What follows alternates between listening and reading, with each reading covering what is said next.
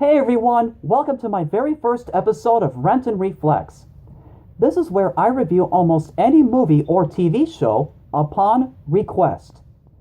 This movie in particular is not a request from anyone, but rather, it's my own, as I wanted to start off this new show with a bang.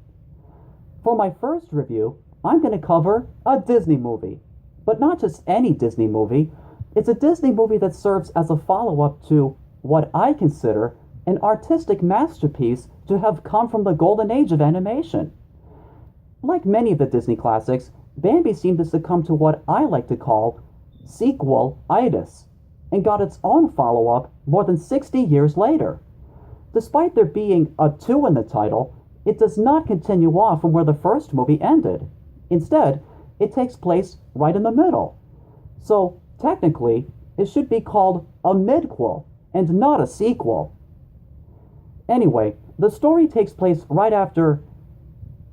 Well, spoiler alert for those of you who haven't seen the original. Bambi's mother dies after being shot and killed by hunters.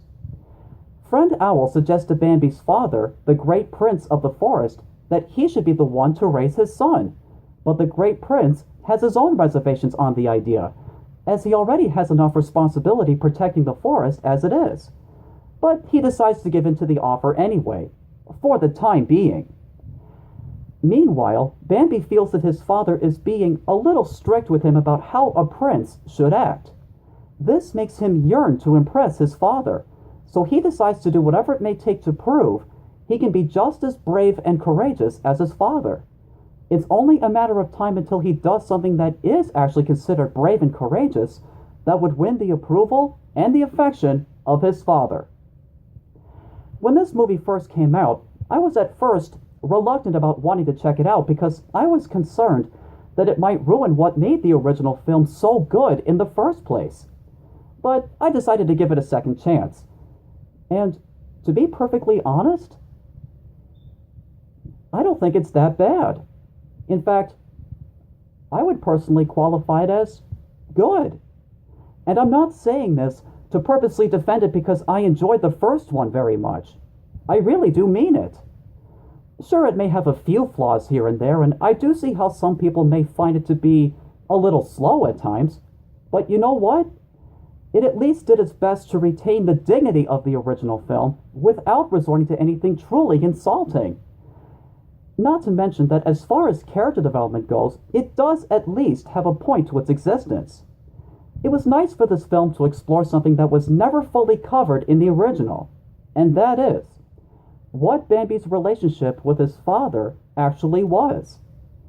In addition to having some really good animation that warranted a theatrical release in some countries around the world, as well as having a pretty good voice cast, this movie truly understood the original and did a nice job recreating the spirit of it so that this film could not only reach out to today's audiences, but also to the audiences of those who have grown up and cherished the first film ever since they first saw it.